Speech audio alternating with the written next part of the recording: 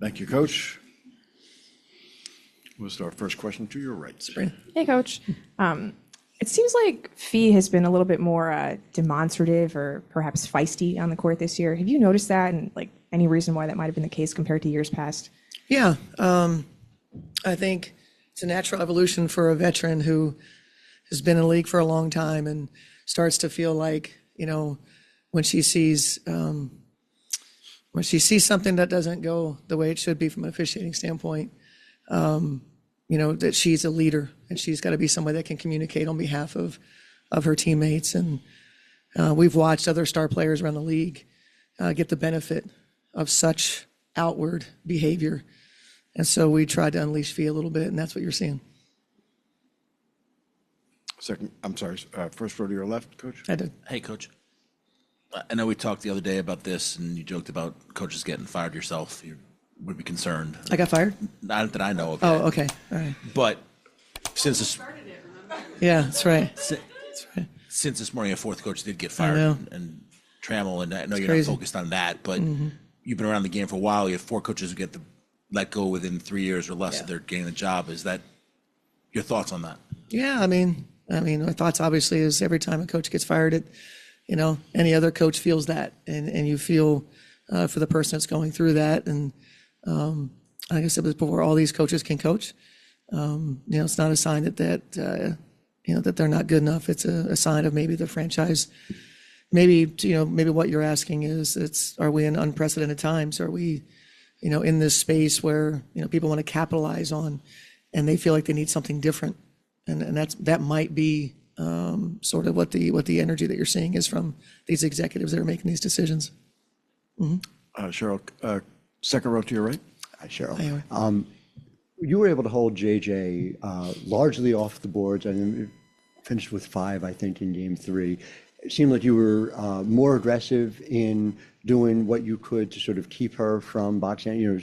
2, sometimes 3 people, and I'm wondering, A, whether that represented a change, or either there's more execution, and B, how replicable you feel like that can be in Game 4. Yeah, it's execution. I mean, we certainly wanted it in Game 1 and 2, and so just areas we were trying to clean up. And I thought we had real good attention there. Repeatable, you hope. I mean, sometimes it depends on which way the ball bounces off the rim. We certainly looked at that in some of the early games that you go, if this thing bounces that way, we got 3 people there. Bounce that way, it goes to JJ. That's what it is sometimes. But we have to have the bodies in the area to compete for those rebounds. We ask them to compete for rebounds outside their body. This is at a point in the season where either do that or you're going to have a differential in field goal attempts, and that's not a great idea against this team. Coach to your right in the front row. Yep, hi, Jackie. Hey, Cheryl. Obviously, we've heard that Lan is playing, but I'm just curious what we might see of Dorka Juhas, especially, with that back. You'll see Dorka tonight. Okay. Cheryl, last row to your left. Hi. Hey, Cheryl.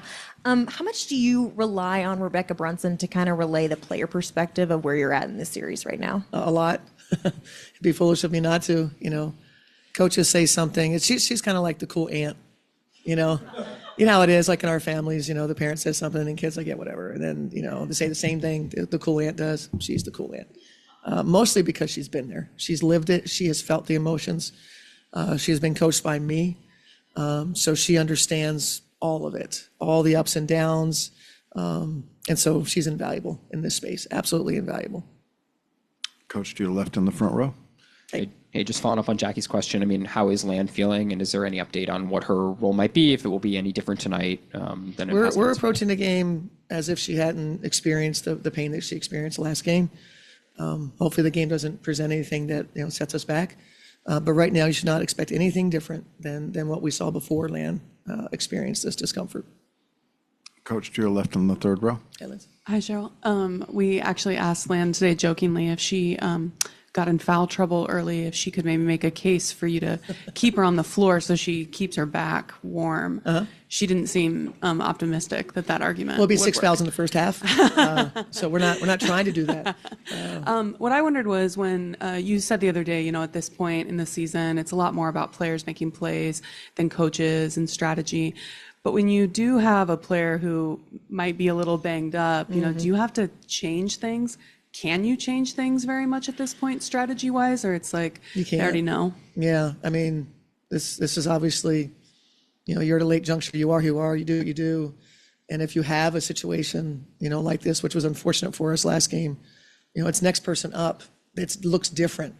It looks different than what Land does, obviously. Our starting group is a +20 when they play together, not in this series, but on the season. There's some really interesting numbers going around, you know, in this series in particular. And so when that next person comes in, yes, it looks different. We can still be successful. And so that's the only adjustment is now you got to maybe move some pieces. You're still going to do what you do. You know, you can't all of a sudden reverse course and your identity changes. That's just not possible. Not to do it well, I don't think. Our last question will come from the second row to your right. So just to sort of close the loop on that, with Maisha, Yeah. do you have a conversation with her? Do you expect sort of more from her? And then just related to this, Maisha and Diamond both were talking today about it meant something extra having a voice from New Jersey come and talk. They said they were able to relate to you in that way. So I have to ask you about it, obviously, whether you think there's a connection there that helps you guys. The Jersey connection? Yes. With you or with them? I think, yeah, I mean, I think anytime you have that, you know, that, and it's North Jersey, right? It's different than maybe you and I, Howard, on the south side. Yeah, no, I think there's always that. You know, you kind of get each other and you talk, you sound the same, you know, say some of the words the same. But I think regarding Mai's play, I don't have higher expectations than Mai has for herself. And so she expects to, you know, when she gets an opportunity, you know, to, you know, contribute in any way she can to help us win. Yep. Coach, thank you. Thanks.